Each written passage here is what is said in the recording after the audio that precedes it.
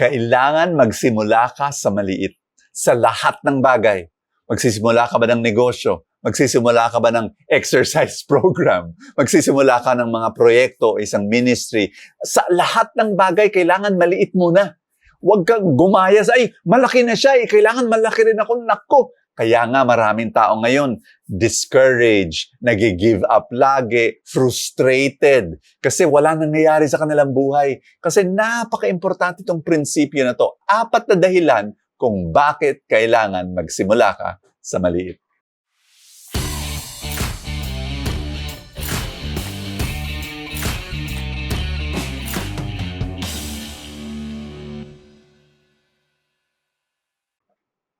Alam mo, meron akong 60 plus books na naisulat na sa buhay ko.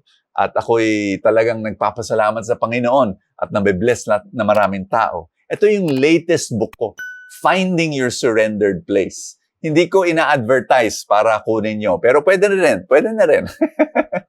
At basahin nyo to. Pero ikikwento ko na nagsimula ang librong ito, Finding Your Surrendered Place. Hindi bilang isang libro. Hindi. Sinimulan ko bilang isang Facebook post. Isang Instagram post. Kakagaling ko lang sa COVID o gumagaling. At sinulat ko yun dahil sobrang inspired ako. Sinabi ko, ito yung reflection, ito yung mensahe ko. So sinulat ko, abay, ang daming mga comments, talagang sobra sa lahat ng platforms, no? So, libo. Talagang, wow! So after one day, nagsulat ulit ako, tapos nagsulat ulit ako, isa pang post. O, anong nangyari? Naging libro na? Hindi. Nag-talk na ako ng mga 10 minutes muna tungkol sa topic, pagkatapos naging 15 minutes, tapos naging 30 minutes, tapos 45 minutes na yung talk ko tungkol sa surrendered place. O, pagkatapos doon, ayan na, kinumpile ko, ginawa kong libro. Yung libro naging audiobook. Pagkatapos nun, magiging app na siya. In a few months from now, ilo-launch natin yan on how to meditate. Alam mo, so, yun ang sinishare ko sa mga tao kasi marami nagsasabing, Brother Bo, gusto ko magsulat ng libro. You know, tapos may libro na sila. Pero teka muna, magandang i-test mo yan sa social media, i-post mo yung mga thoughts mo, yung mga comments mo, tapos magkakaroon ka ng following. Kaya nung linabas ko to, marami na nagsasabing, uy, alam ko yan, sinulat mo yan, at gustong-gusto ko yan, hinihintay ko yan. Kailangan mag-build ka ng... So, lahat yan nangyari dahil nagsimula ako sa maliit. 4 na dahilan kung bakit kailangan mong magsimula sa maliit. Number 1, you will have less stress. O diba? Kailangan mo ba ng mas maraming stress? Siguro namang hindi. Tama na yung stress na kasalukuyan meron ka. Huwag mong dagdagan. Pag nagsisimula ka ng malaking proyekto ka agad, naku, ang daming stress nun. You do not work. You do not live to work, diba? You work to live. You want to work and still have a life. Yun ang number 1. Number 2 reason kung bakit ka kailangan magsimula sa maliit, you are more likely to succeed. Mas mataas ang chances mo na magtagumpay. Kaya nga, importante yung small wins. Alam mo, nung nagpo-post ako sa Facebook at sa IG tungkol sa surrendered place, natutuwa ako, maraming nabibless. Sinasabi nila, naku, ito yung mensahe na kailangan ko.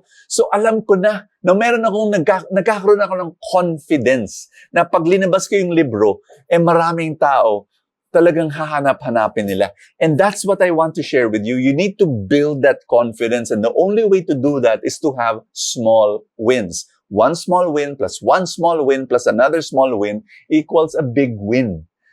Number 3, you will have smaller failures.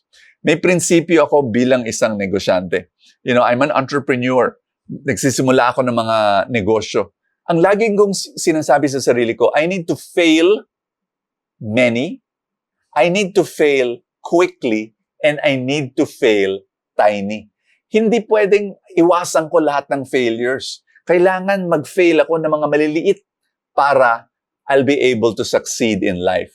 I'll be able to succeed in business. Ganun ang prinsipyo, and it's very important to start small para yung failure mo is small rin. Kasi let's face it, I don't care how tough you are, ang failure masakit yan. No? Kaya dapat maliit lang para yung kurot, aray, maliit rin. At pang-apat, napakahalaga, you're training for bigger things. Alam mo, when you start small, as an entrepreneur, when you bring out a product, kailangan MVP muna. Most viable product. Ibig sabihin, wala muna yung mga additions, mga iba bang features. Yung basic product muna, yun ang ilabas mo. I-test drive mo muna yun. Ganun ang nangyayari sa negosyo. Ganun rin sa bawat larangan ng buhay. Alam mo, pati sa spiritual life, importante yan. Ang ebanghelyo natin ngayon tungkol sa isang byuda na nagbigay sa Panginoon, nagbigay kay Lord ng 2 copper coins, pinakamaliliit. Alam mo, sinabi ni Jesus na yung binigay niya, mas malaki daw kaysa yung mga mayayaman na ang bagbag ng puro ginto ang binibigay doon, puro pilak. Bakit ganun? Kasi kay Lord, ang kanyang pagsukat, ibang-iba sa pagsukat natin. Hindi yung small sa atin, ibig sabihin small sa kanya. Hindi. Yung binigay na small ng byuda, big kay Lord. Bakit? Binabasa niya puso.